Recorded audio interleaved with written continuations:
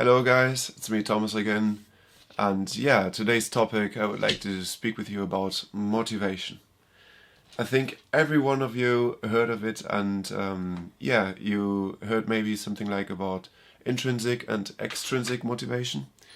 It's it goes both sides, or you have like this quote: "The medal has always two sides," and so is it with motivation. You've got your motivation system, and it's part intrinsic and part extrinsic motivation. So whatever you are going to do in life, or to achieve your goals, or do it everything like something towards it, maybe mini goals to achieve your overhead goal and everything, is it breaks down to your basic motivation system. And by the way, every decisions we take in life, and our brain is like doing many mini decisions throughout the time we don't even know and not are aware about. So what I mean is basically a lot of things are actually going on subconsciously in our mind. We don't have like much influence on it. It all comes down to our programmation through education system, through our parents, everything. So we all have this core basic program, right?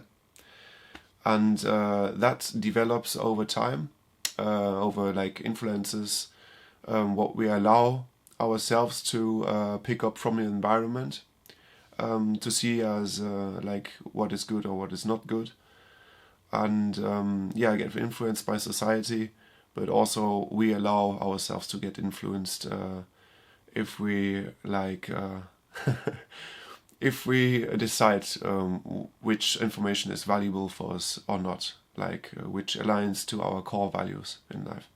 So basically motivation.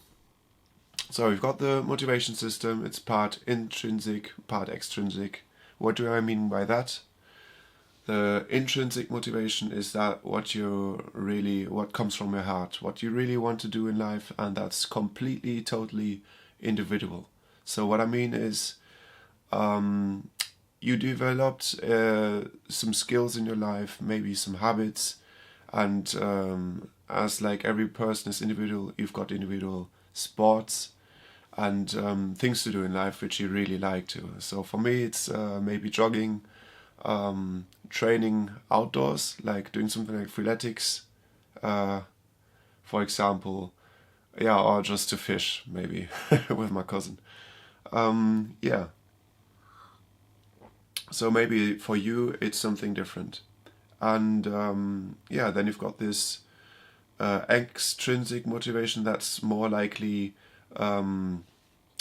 completely aligned to something to the outside. So if you see something, what you're going to achieve or what you're going to get in the visible side, for example, you're going to do it. So if it's like somebody's hanging a carrot in front of your face and you're running after it. So that's the extrinsic motivation is obviously the carrot. If you're a bunny rabbit or so, I don't know.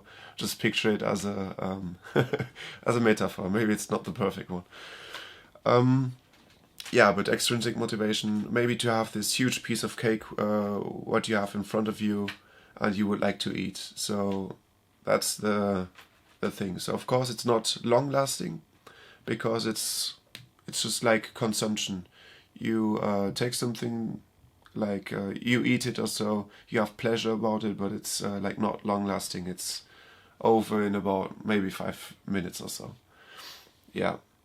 So our goal is to find our core intrinsic motivation to in order to achieve our goals and our destinies. So you need to know what purpose in life you want to achieve, or what you have actually, what you would like to achieve on your goal towards your like working for.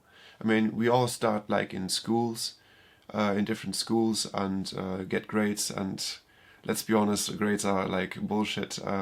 They're completely subjective, I would say, from the teachers. But yeah, that's where we start. So no matter if you like finished the school or just finished it, now your next goal is actually to figure out, or the best thing is if you actually figure it out during school, what you would like to do later on. So if you would like to study or to work. In my case, I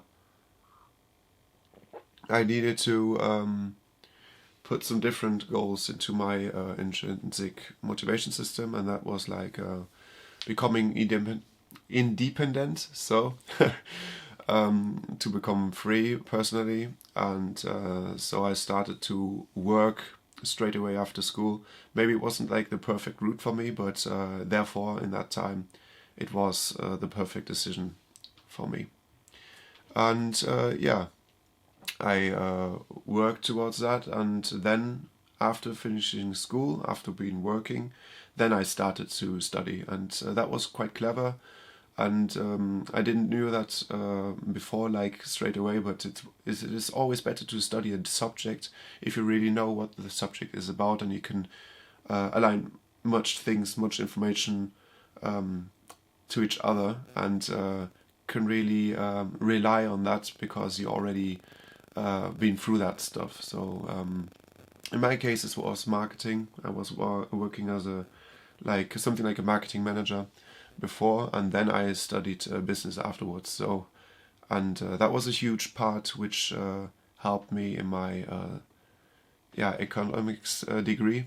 And yeah, the same could be with you as well. If you've got like a subject you really like to do in school, or figured out your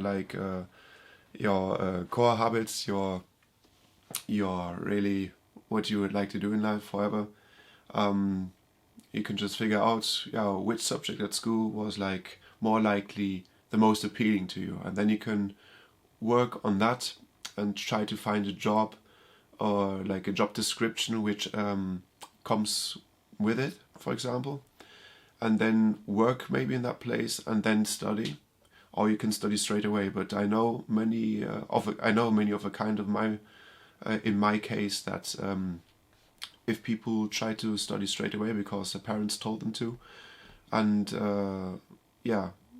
they usually do not want to study and have this like money problem. They can't get up with this study stress and everything straight away after school. After being stressed, they want to be stressed towards it, and that usually doesn't work straight away. So many people just pack it in and just throw it away, and that's like wasted years in my opinion. Of course, some people can do it. Yeah, no, of course there are always like a bunch of exceptions, but I think it's always better to after your A levels, maybe for example, to do something like a sabbatia, go to Australia or so. Or to work. In my case, it was working and traveling towards it. So I found a job actually where you can travel as well. So I found something like a multiplicator effect. Maybe it's something for you as well. Always try to find something where you can achieve your goals in a more like a shortcut, in a more effective way, so that you can actually get quicker to your goals. So that's my advice to you. Find something like do something like a multiplicator effect. If you would like to see much of like many different countries, if you like to travel after school and like to gain a little bit of money also, try to find a job where you can do both. That's the perfect thing. And after that you still can study whatever you want to do. I mean, you don't lose time in that particular section or so, because you always learn. No matter what you're going to do, you always learn through your job, next to your job, and therefore it's better to work sometimes to figure out what is like more likely fun for you, and then choose your perfect subject to study in order to become like closer to your dream job later on. So yeah, now I'm talking about jobs. I just wanted to talk about motivation this time.